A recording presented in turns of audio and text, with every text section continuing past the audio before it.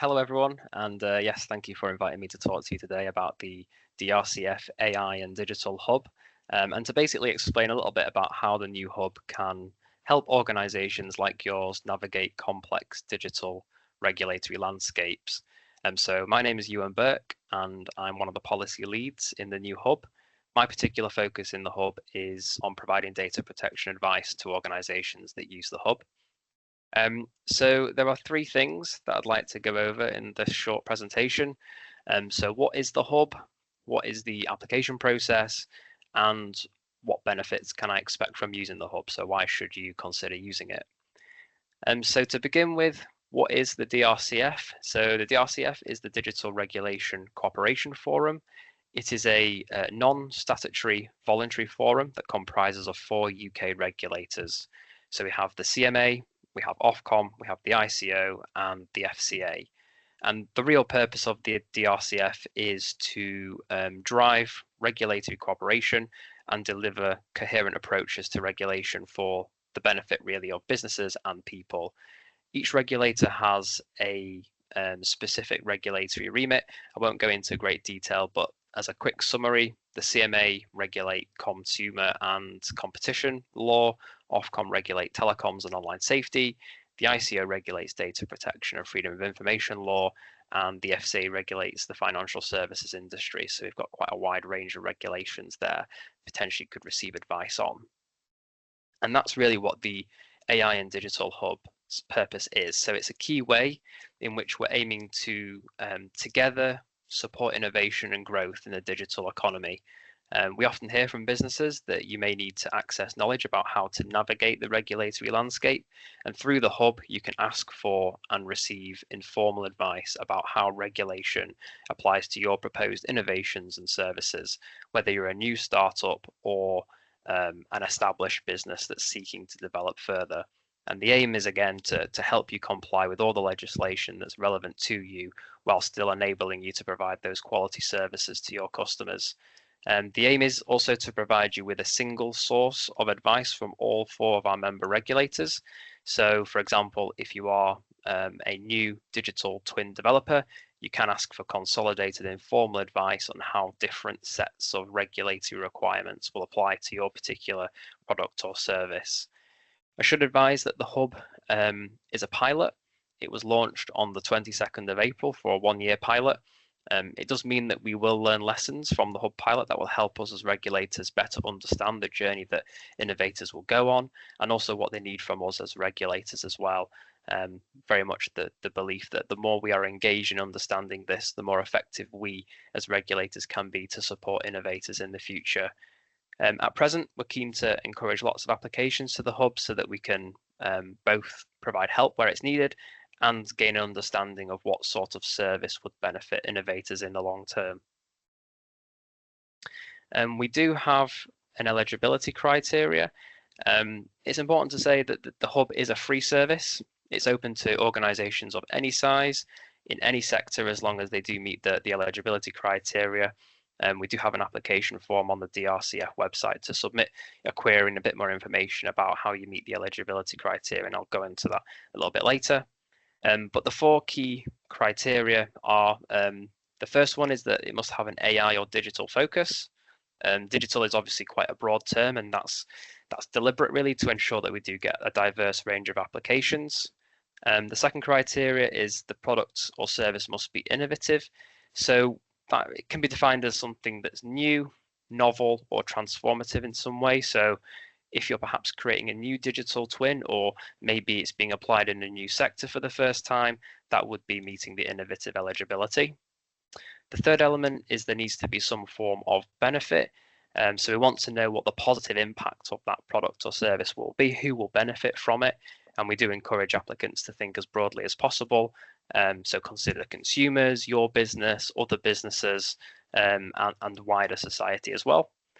And then finally, it must fall within the remit of at least 2 DRCF member regulators. So obviously we've got 4 regulators in there, but it needs to hit at least 2 of those for us to consider that in the hub.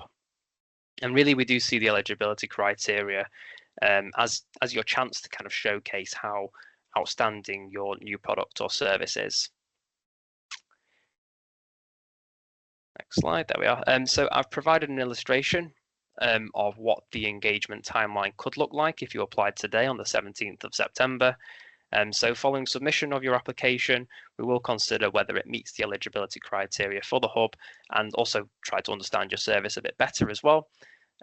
We often find that we may need to clarify some information at this stage, and if so, we will seek to arrange an engagement call, usually within the week, with the applicant to just fully understand the application, the questions that you may have, and your business a bit better. Another week later, if your query is eligible, we then will provide you with informal advice within 8 weeks. And that's a deadline, a hard deadline for us to meet. So during this 8-week period, the DRCF regulators will each work with one another to produce informal advice, but practical informal advice in response to the innovator. So that might look like a series of sort of next steps for you.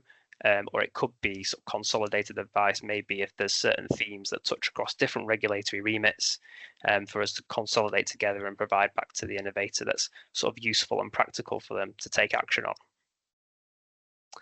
And at the very end of this 8-week process, we do work with you to produce a case study to be published on our website so that other innovators can benefit as well. I'll just sum up the benefits. But it's key to say that the whole purpose of the hub is to increase innovators' confidence in bringing new products, services, and business models to market by helping them understand those regulatory requirements. We also believe as well that it can save innovators time and money by using the hub directly. In the past, you would have to approach each regulator separately for advice, or even consider using consultancy firms. Again, it is a time-limited opportunity as the hub is piloted for 1 year. So yeah, it's due to end on the 31st of March 2025. So if you are interested, please do use the website application form. So yeah, we have the application form, which can be found on the DRCF website. That's a QR code on the left for your convenience if you wanted to have a little look at it.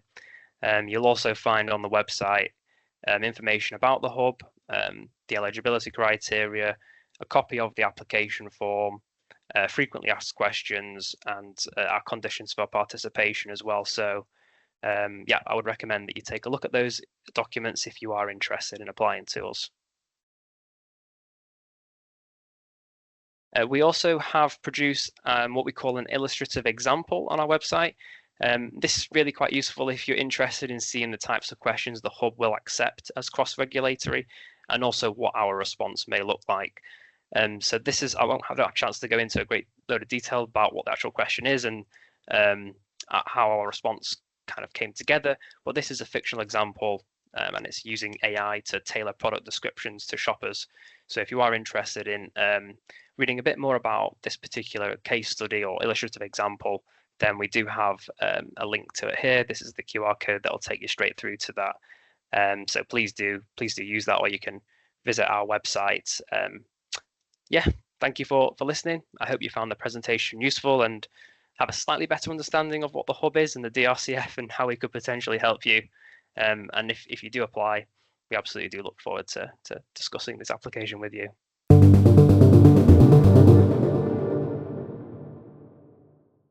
So the first one here for Euan, DRCF is the main purpose to provide legal advice for digital innovation projects.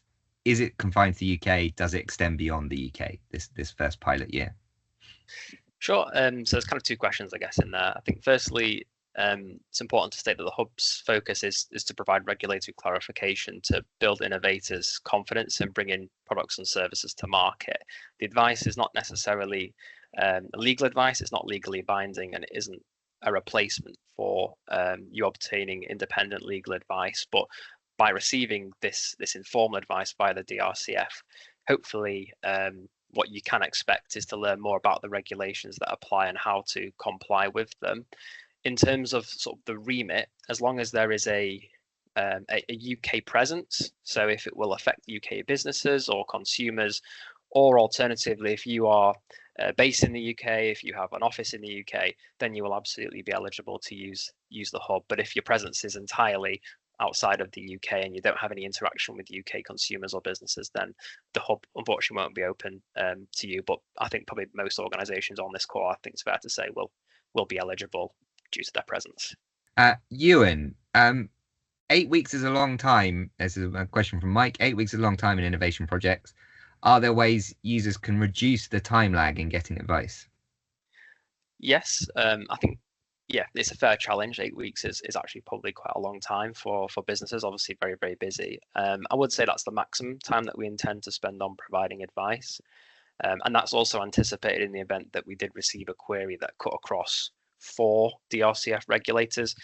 There might be queries that actually only engage a couple of regulators, and therefore definitely the provision of the advice would be a lot sooner than that. In terms of what an innovator could do, I think probably the best advice I could give is to just provide as much detail as possible in the application form, and an engagement call as well, just to help us really understand as regulators what the issue is that you're facing and just how your product works and how you see it working in the future. And that usually can expedite a particular application forward.